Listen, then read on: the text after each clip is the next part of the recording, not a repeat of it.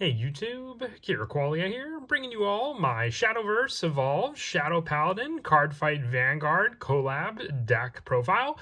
Big thanks to my buddy Anthony for letting me borrow his Shadow Paladin Abysscraft deck for the video. It's a really awesome deck that focuses on a very similar playstyle to the original Shadow Paladin with the retire power and then having the setup in the cemetery with your many different Shadow Paladin cards to give your other Shadow Paladin followers on the field different abilities going into your setup with Phantom Blaster Dragon, all the way to his boss form of Phantom Blaster Overlord, and then the additional drive setup with other units in the deck like Blaster Dark and Skull Maiden or Skull Witch Nemain. So without further ado, let's go ahead and get started with the deck profile.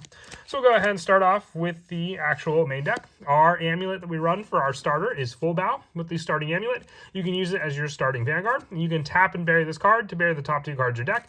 Activate only if there's a Shadow Paladin follower on your field. So it helps to set up cards in your cemetery by just being able to place this, and then two additional cards in your cemetery to be able to do so. Our main go-to boss follower is Phantom Blaster Overlord. If there are at least 15 Shadow Paladin cards in your cemetery, you may bury a Phantom Blaster Dragon to play this card instead of paying the cost. So instead of the cost 9, just, retiring Phantom Blaster Dragon to do so.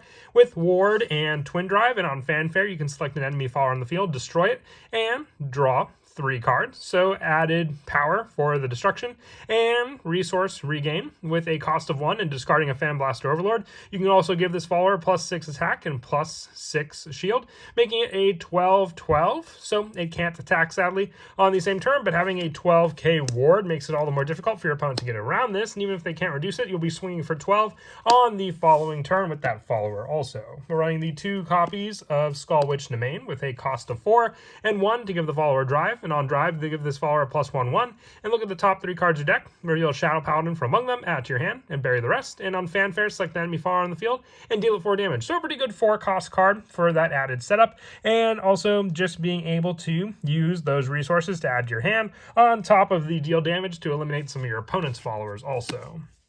Our other go-to boss follower is Phantom Blaster Dragon. As an additional cost to play this card, you bury a Shadow Paladin follower for a cost of 3, with 1 to evolve this follower with Storm and Twin Drive. So a 4/3 that can attack on the turn it's played. And on Fanfare, if you buried a Blaster Dark as an additional cost to play this card, evolve this follower, being able to just go for that additional evolution Fanfare if you use Blaster Dark as the additional cost to play this card. So just all the better to then just straight up evolve into Phantom Blaster Dragon Evolved. The other 3 costs include 3 copies of Darkness Maiden Maka with a cost of 1 to give this follower drive, and on drive give the follower +1/1. Search your deck for a Shadow Paladin that costs 2 or less and summon it. So very similar to the original Maka with being able to just call a rearguard behind it. In this case, you're just calling out a cost 2 or less follower on the field to do so. And 3 copies of Blaster Dark with a cost 1 to evolve and with single drive. And on Fanfare, the bury the top 2 cards of your deck. Added setup for your cemetery to just get more and more cards for a 3/3 cost 3, so you'll be able to do so. The 3 are 2 copies for our 2 costs of Night of Nullity Masquerade. While there are at least 10 Shadow Paladin cards in your cemetery, it has Rush and Bane. And on Fanfare, you bury the top card of your deck. Strike, if a follower of Blaster and its card name is in your cemetery, you deal 2 damage to each enemy leader. So additional damage when this card swings with Rush to be able to do so. And then we're also running 3 copies of Blaster Javelin with Rush, and on Fanfare, discard a Vanguard card. Search your deck for a Phantom Blaster Dragon or Blaster Dark, reveal it, and add to your hand. So just being able to add one of our other cards, whether it be Blaster Dark for setup or Phantom Blaster Dragon to go on the offensive. Blaster Javelin searches out those cards, just like it worked very well for the ride line option for the original Blaster Javelin to search for your Blaster Dark, and then when placed on the rear guard to search out Phantom Blaster Dragon. I really love how they have the similarities from the original units for Vanguard into the new units that we play in the deck also. And then also 3 copies of Witch of Nostrum, Aryan Rod. 1 to give this follower drive, and on drive, give it +1/1. And you may discard a Shadow Paladin card to draw 2. So it's very similar to the tap rest draw, just with a discard to draw 2 cards on top of that. The additional cost ones that we run being the 3 Black Sage Sharon to Fanfare, bury the top card of your deck. So just a good turn 1 card to set up more cards in your cemetery. And then the spells we run being 2 copies of Mac Lear for the select enemy follower and deal 2 damage, or you could discard a Shadow Paladin card to select enemy follower on the field and deal 3 damage and bury the top card of your deck. So for the additional cost, you can go for more damage while setting up more cards in your cemetery also with this spell. For the triggers, 3 copies of Grim Reaper for this card, having the +2 for your added option for the drive. And then if there are at least 10 Shadow Paladin cards in your cemetery, it gives Storm also for a 3/2 cost 2. 3 copies of the heal, Abyss Healer, with Ward and Fanfare, giving it +3 defense, making it a 2/6, all the more difficult to get over this ward. The 3 copies of Darkside Trumpeter. At the start of your end phase, if a Shadow Paladin falls in your field, and there are at least 10 Shadow Paladin cards in your cemetery, you can refresh it, so giving the refresh option for a Shadow Paladin follower you have. Also, with the final trigger being Abyss Freezer, for the added discard of a Shadow Paladin and select a Shadow Paladin follower in your cemetery, add to your hand. So being able to just discard a weaker card for a more powerful card that you may need for the use of this cost 2.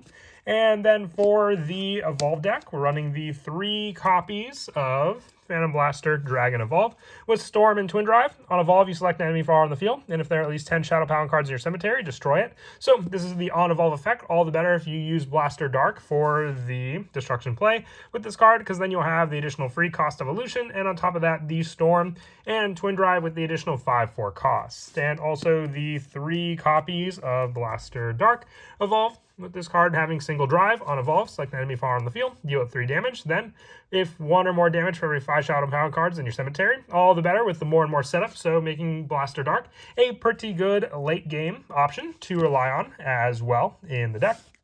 With the final cards in the Evolve deck just being the 4 drive points. With this card, you can put up to 10 in the deck, but having these 6 cards in the Evolve deck, we're going off of just the additional spots, since you can have up to 10 cards in the Evolve deck in total.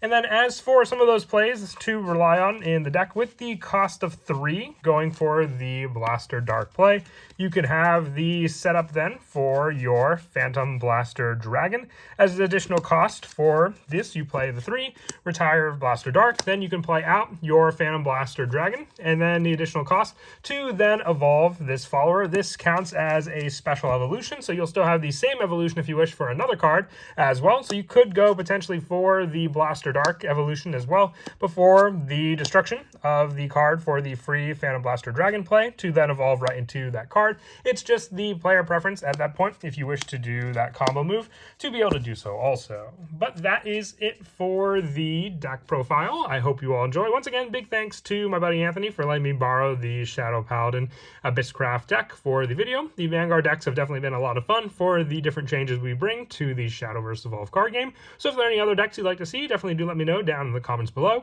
And until next time, please don't forget to leave a like and subscribe. And Kira Qualia out.